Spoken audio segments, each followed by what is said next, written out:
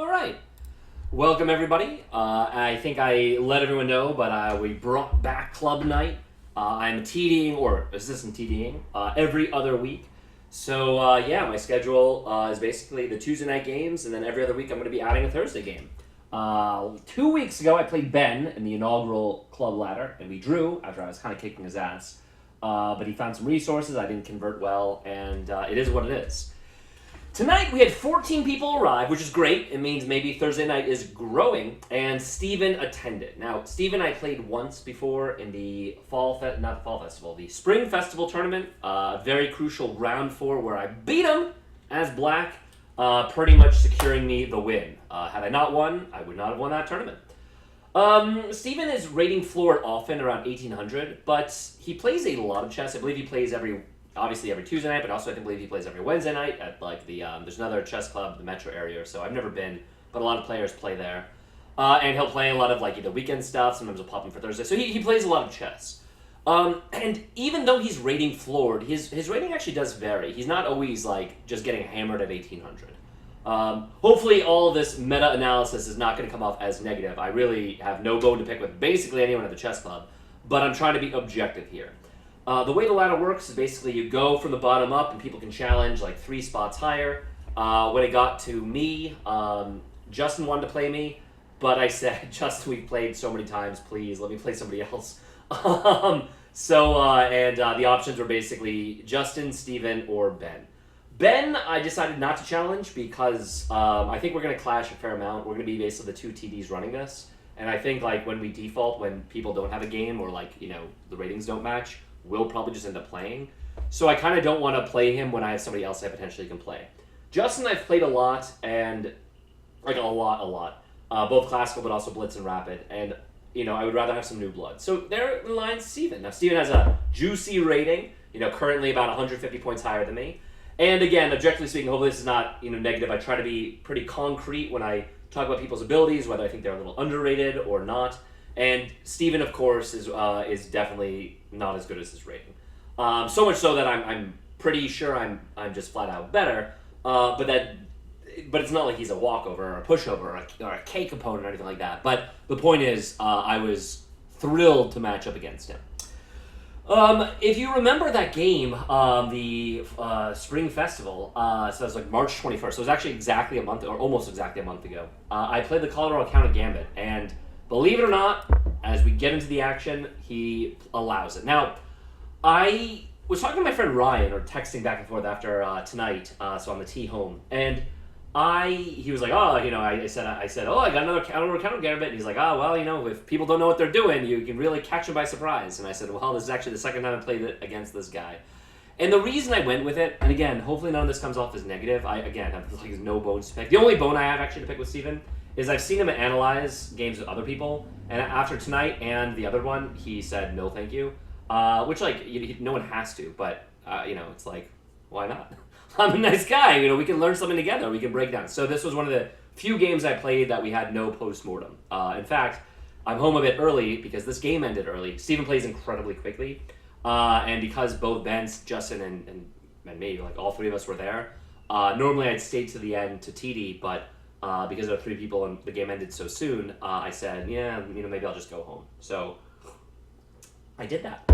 In any event, I made the decision to play the same thing because I kind of am banking on Steven not doing his homework and not actually researching or looking at games afterward.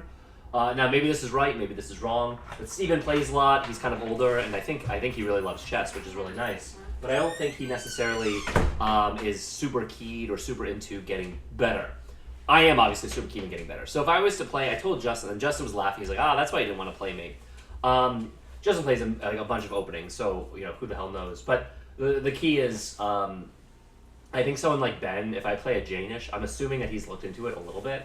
So I don't necessarily want to play the same lines against people that I think are studying and actively getting better. If I've never played something before, of course I'm going to play this every single time. Oh my god, let's... again, this is a much older computer. I did build the other one. Sometimes I've been using my laptop. But we just are balling on this one. All right, that's enough meta-analysis. We go into it. And what's funny is we didn't analyze last time, but I told him he really should take the pawn. And this time, he takes the pawn. Again, It's game 90, but Steven plays like a maniac. He played the whole game in 30 minutes. I spent a good amount more than him, but really, there's not really a lot to talk about with clock. So he takes, and I think this is maybe finally we get a Colorado counter gambit accepted, which is exciting because I actually know the theory fairly deeply, which is why I am kind of excited for this, even though objectively speaking, it's not good for black. Steven plays d4. The best move is this move, but there's a lot of tricks I know once they play the best computer move, and it is very, very good because you can basically totally mess up the pawns. Anyway, when he plays d4, the best move is to develop the light square bishop, just take back the material. Material is equal, but actually white positionally is much stronger. Again, it's mostly stemming from this pin idea and the ability to jump the knight in. And again, there's a lot of ways around it. There's a lot of things that look good for white, such as queen, h5 check, but it actually can be losing very quickly, which is why I like this opening so much. Again, people have not gone into the sharpest stuff, and I'm really ready for the sharpest stuff, so that's why I'm kind of bummed I haven't encountered that. Everyone's been kind of timid. Anyway, in this position, again, best move is bishop b5. I've seen c3. I've seen c4. I've seen a bunch of moves in this spot. But what's funny is Steven played a move that I actually have not seen, nor have I ever studied it, and I'm pretty sure objectively it's just a bad move. He plays bishop g5. What this does is it stops me from playing e5 or e6. Believe it or not, actually, the idea in the color counter game, a lot of times you want to play e6 and just kind of build this pawn structure. And also, it's really important to get the bishop to d6 to zone in on the h pawn. If they castle into it, that's where a lot of black's attack comes from. I don't want to tell you guys, I don't want to spoil all the ideas from the color counter game, but this is interesting because when he played this move, I knew that I had h6 immediately and I could just bump him. And so, because this is not a move I knew intensely, I was blitzing. I spent 6 minutes in this position, and I wanted to think about my options. I thought I have a6. The reason why a6 is good is it's prophylactic, preventing what is generally their best move, which is this pin with the idea of jumping the knight in. But I thought it was a little bit slow. I thought I wanted to get my pieces involved. I have h6, and again, it's just immediate tempo. Like, if this is good, again, that means he can't jump his knight into g5, and he just has to move his piece again. I thought that maybe knight f6 is good, but I was a little bit worried about trade, and then maybe, with like the knight jumping or so, he has these queen ideas. That's where one of the traps where if you take with the g-pawn, black can actually very quickly get mated. So I thought that maybe it was incorrect to develop the knight yet. So I went to my fundamentals, and I said, all right, I bet h6 is probably good. All right, I'm going to want a queenside castle. I'm going to want to get out of this pin. Let's just move my queen. And then I said, well, is it better to go to d7 or d6? And I didn't like d7 because I thought that in a lot of lines, knight e5 comes with tempo. And I thought it's important for me to be positioned on d5 so that I can basically defend things laterally. I don't know, maybe right, maybe wrong. The only problem is that's where I want my bishop. So I am actually kind of curious. So eventually, after 6 minutes, I played queen d6 with the idea of castles and just getting an e5 in. And obviously, I can always h6 him. But I thought when my queen is still kind of giving this very weak diagonal, especially if he has like knight jumps and then queen g5 checks, I didn't want to quite open the door to that. All right. Anyway, who knows? He plays. I'm actually very curious here. For the record, again, yeah, h6 is the best move. I thought I could play h6 at any time. Oh no, queen d6. Oh, queen d6. Oh wow. Okay, never mind. I played the best move, queen d6. Cool. I figured I could do h6 at any time. They like my move. I don't want to say I agonized, but it's like I wasn't sure, but the computer likes my move and basically best move in the position. So cool. I'm happy. Steven now plays c3, which is definitely passive. There are some lines, funny enough, where you can actually trade the bishop for the knight. Not now. It's more if he like flings the knight to h4. It's an idea in some positions. Of course, you also can just try to get this outstanding wooden shield. And if they ever play f3, it's weakening, and then you can trade. And even if he played knight h4, I thought even going g6 with the idea of hg works, where then my rook and my queen would be working very well together. Basically, he would never be able to castle. Anyway, with c3, it was definitely passive. I thought it was wrong, and I didn't know if I'm supposed to just open up the position immediately. And I said, Rob, let's just queenside castle and, get out of all the nonsense. I'm sure I'm fine in this position.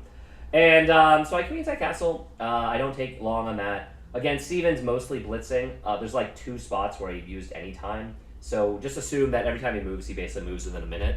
A lot of the times his pseudo things, like on my sheet, are because Steven gets up and like paces around. But like when he sits down at the board, he pretty much plays very, very quickly. Plays bishop e2. I was glad I didn't play a6 when I saw this move because I knew this is like the very passive and just not accurate. And it means I didn't have to waste a move with a6. Yeah, so that made me feel pretty good. In this position, I spent another minute. Candidate moves. I want to be able to push this pawn, so I considered rook e8. I considered bumping him now with h6. I think it's always good, but I actually didn't like it. I'll explain why in a minute. I considered king b8 classically good, but I thought that this light square diagonal was very strong for me because I still have my LSB. So I don't really need to basically prevent that. I don't need a prophylactic in that spot. I don't need to waste a move.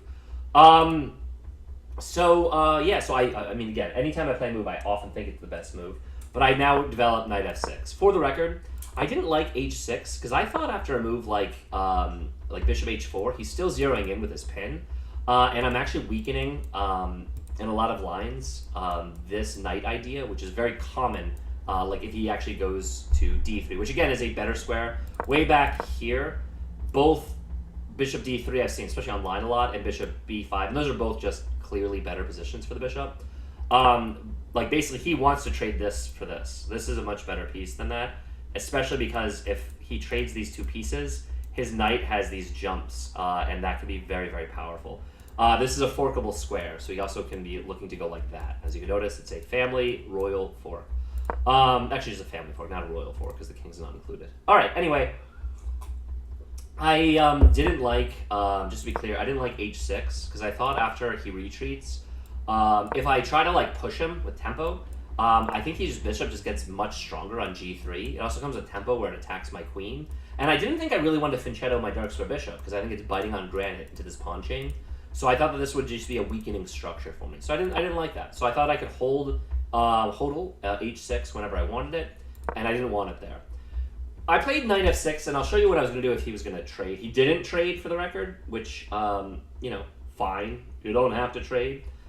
He just castles. But for the record, the move I was calculating was take, and then gf. And the idea is now I'm ready to play e5 with force, and I can basically start whittling down his pawns, and my bishops just become monsters. Basically, I can drop my bishop to like g6. I have all the open lines for my rooks, and I just think my piece activity is significantly better because e5 is now coming. So I felt that him trading the bishop for them, and I'd have the bishop pair there, would be really good for me. So that's what I was kind of hoping he would do, which is another reason I didn't necessarily want to play h6 yet if he was going to just trade. So I was going to kind of see what he does. Anyway, after Steven castles, I have basically 2 candidate moves here. Actually, 3. I was still considering, I was always looking at h6. It looks like I spent, only 1 minute on this one. No, excuse me. I just spent 5 minutes on this move. Because I looked at h6. I looked at e5. I slightly considered e6, but I thought I could, why play e6 when I can play e5? I looked at king b8, and I was even looking at knight e4. And I looked at rook e8. The reason I looked at rook e8 is because that's what I ended up playing. I don't know if that was necessary. My thinking for that is I want to push this pawn. It's probably going to be an open file, so I'm going to want my rook there anyway. I think right now my rook is kind of busting into a pawn, so the e file seems like the open lane where it's going to likely be. And I'm dodging any of this malarkey in the long term, with like the dark square bishop spying the rook on d8. I really like the idea of knight e4. I'm kind of attacking this piece, but I'm not really because the knight's defending anyway. So it just looks like a good outpost square for the time being. But now again I can't play e5 because it opens the door on my rook. So that's why I didn't like it here. Same deal with h6. I thought that very comfortably he could just slide to h4. Still the same problems. I don't know if h6 is an improvement in the position for me. And if I continue to chase him, he just bounces me. And I actually am limited on these squares where I can even go. So I didn't love that. So I played rook e8. My idea is obviously I'm going to play e5. Steven finishes his development, knight b d2. He's connecting the knights. I didn't really seriously consider taking. The light square bishop is really important because when they start monkeying the pawns forward, this controls the B1 square, which means there's no like rook push. So that's why, again, this light square bishop is better than that light square bishop, where this bishop is not doing anything. I always perhaps could have played a6. Anyway, here I just monkey forward, and I'm going to be honest, Steven just kind of falls for a pretty easy tactic. What should have happened? So he just takes, I take. He should just take with the knight. And then I would take with the queen, and I'm bearing down trying to take the second. And black is better here. There's no question. Well, I don't know that. Let me see. Okay, I'm not better. Huh. Well, it's equal. Point 3. I thought... Okay, for the record, he blunders. Like, the bishop b4 is going to be blunder. I mean, you'll see it on the computer, so it's not that interesting. But I calculated after knight takes, queen takes. I thought I was slightly better, because I'm like, my pieces are active, my king is safe, I control the diagonal, so I'm not worried about this check. And I'm going to be able to develop my bishop pointing at the f2 square, and then I'm going to slide rook hf8, and then I have all my pieces in harmony. Computer evaluates this as plus 0.1, so apparently 12 moves in, this is equal, what I calculated. But again, as you guys can tell, and the reason why I knew this would work, because when I played e5, I did, again, I played e5, it took me 4 minutes, I guess, so I did look at these possibilities. I looked at this move, and the reason it doesn't work, and I play the next moves instantly, is because when you go knight check, knight takes knight, it comes with check. And this opens the door, the tactic for spying the bishop. And after this, look, I'm going to be honest. I think the game is just over after this point. Steven does play till checkmate, by the way, so you guys will see the rest of it. He goes bishop takes. I don't know if it's better to do bishop or knight. I don't think it matters. I don't think too long. I take the piece. And as you guys can tell, I am up a piece for absolutely nothing. And I'd even argue positionally I'm better here. I control the e-file. My king is fairly tucked in. I have the bishop pair. And his pieces are actually kind of passive as well. I can build, if I want c6, and his light square bishop is staring into granite, and yeah. All right, so this is going to be a shorter recap. Spoiler alert at this point, I obviously won. And I actually think I cleaned up pretty decently. Let me show you what happened and the few calculations that kind of went into it. So he plays g3. There's only 2 places I can move my queen. I can go to e5 or I can go to d6. I did spend like a few minutes on this one because I wasn't sure where I wanted to go. And I thought that I really wanted to develop my dark square bishop. So if I brought my queen all the way back, it would be blocking it. I had to think if it meant that I was opening the door to rook, kind of checking my queen, but it doesn't work. I can just trade everything, and that's completely winning for me. So after a little bit of wondering if I was being, correct, if I was going to get my queen stuck, I played queen e5. For the record, in this position, the move that I was worried about, for the record, he plays bishop g2, he just defends it, is I thought he should just go wild and go queen a4, with the idea of now trying to attack the fact that my rooks are not connected and try to slam a rook onto e1.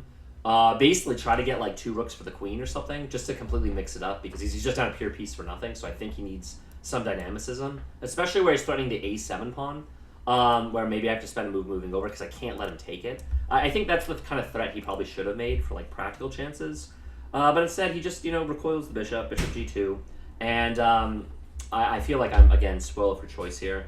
I realize I want to connect my rooks. I don't think it's worth stopping this move. Originally I was going to put on d6, but as soon as this g3 move is played, I don't have these battery ideas. So I put it on the more active square, which I think is the best move, c5. It's also pinning this pawn. As you can tell, his king can't move it because blah, blah, blah, blah. It's pinning it to the king.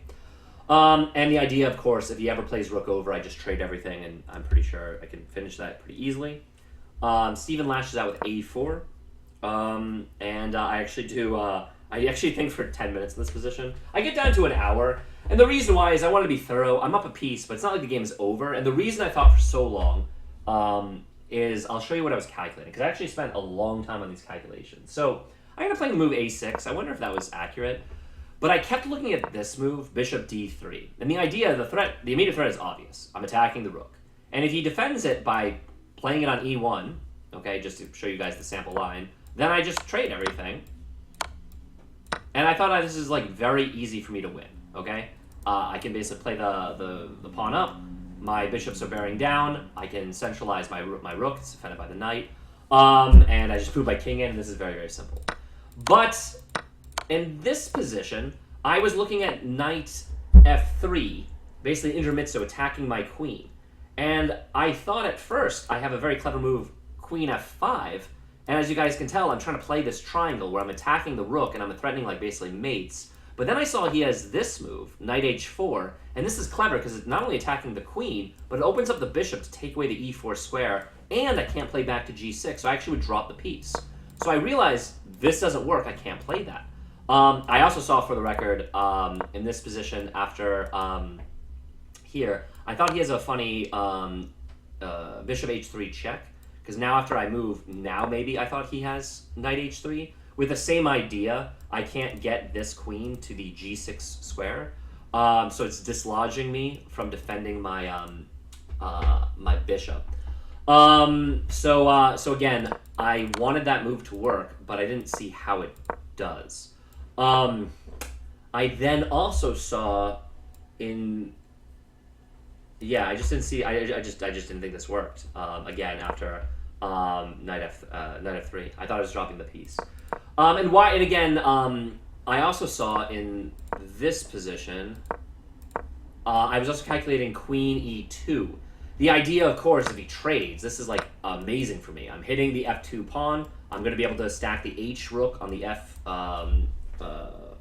column as well. I'm immediately attacking the knight, but I didn't think he was going to trade. I was then worried if he, well, not worried, but if he moves over, I was wondering if I'm ever getting my queen kind of stuck with a move like bishop f3. And I saw this position, and I saw that I always have, like ways to run with my queen. But I then said, to hell with all this. Let's just play a6. And the idea here is pretty clear cut. If he pushes b4, which is going to happen, this gives me a retreating square. I want to maintain this bishop on this outstanding diagonal. So it's kind of a prophylactic, while at the same time also giving me some king luft. And it does mean in the future he doesn't have any of these attacking ideas. I mean, he's played the pawn forward anyway, where he can crash down on the a file. So I just thought a6 was like the practical, like solid choice after about 10 minutes. But I really am curious what the best move was there. I'm trying to think. Oh, and I was actually briefly considering a5 with the idea that if he slams down b4, I can just take. And I thought that this was dubious because this is now opening up lines for him. He's down a full piece. I'm sure I'm winning here. But I thought, why even go into any of this? This maybe activates his light square bishop. I thought taking the material there is greedy and just wrong. So that's why I eliminated a5. Even if the computer says it's the best move, that's why I didn't play it, for the record. Let's check in on the Mr. Machine, Mr. Computer.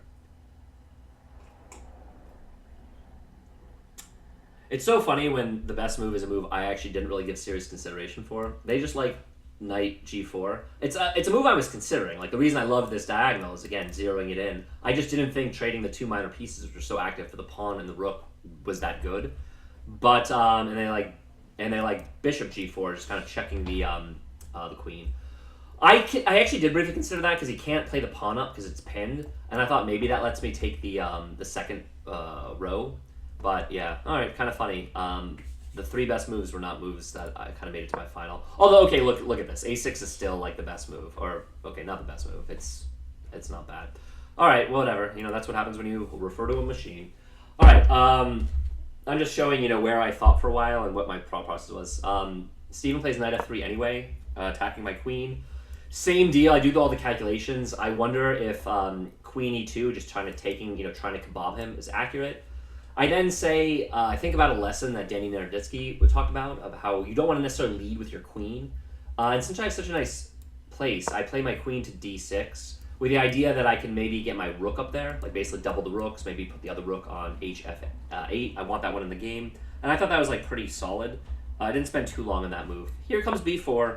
I was prepared for it. I played bishop a7. I think that's pretty clear cut. And now Steven plays queen b3, which he's already lost. But I think this kind of is the slam a bam and bing bong, because I find what I think is a very winning sequence, combination, if you will. And what it is now that I'm noticing this queen is spying this pawn, I can now get this bishop, which was not doing a lot at the moment. I mean, it's guarding the b1 square, but the best diagonal for me is obviously this diagonal from a6 to f1, because if I can dislodge the rook, then this diagonal becomes absolutely killer. And so it starts with basically bishop d3, I'm attacking the rook, and then after he moves the rook, because he kind of has to, I mean, there's not really much that he can do in this position. He moved rook d1. I now anchor it to the pawn, and I get to attack the queen with tempo. Furthermore, I'm also spying the e2 square, which lets me finally get the second, and I'm no longer leading with the queen. So when we get into this position, by the way, the other sneaky idea I had in this position, just to show you other ideas I was thinking about, is I kept the queen laterally here. I moved the bishop all the way back to a7, and as you guys can tell, that sets up a mate threat with the battery. So again, I'm up a piece, so like everything is probably very winning. But I was trying to convert this in style. Again, I think I did. After I had some sloppy Joe performances, I think this was just a well-played game, if I do say so myself. Hopefully that doesn't come across poorly. Anyway, Steven plays queen c2. He doesn't have a lot of moves, but the problem is now rook e2 comes with tempo. Again, I spent not even a minute on this move. These moves flowed. I still had 50 minutes, 53 in fact, but I just didn't think that this... I just didn't think I really needed to think in these positions. As you guys can tell, I have like these nasty windmills, discovered checks, I'm attacking the queen. And I'm going to be honest, I thought it was all over, baby. I did calculate the queen check kind of out of the dodge, but I thought I could just move the king. I wasn't sure actually where I was supposed to go. And that's exactly what happened. He plays queen f5 check. And this is a spot where I thought for, I guess, 3 or 4 minutes. And yeah, I mean...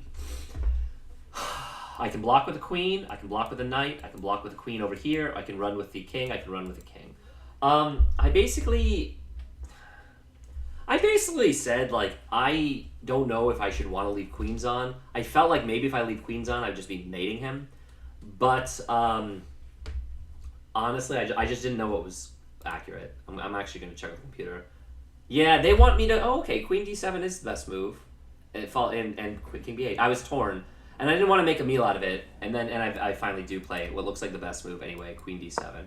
And like that was a sort of tough decision, because I really was thinking about king b8, with the idea that I still have all these same threats.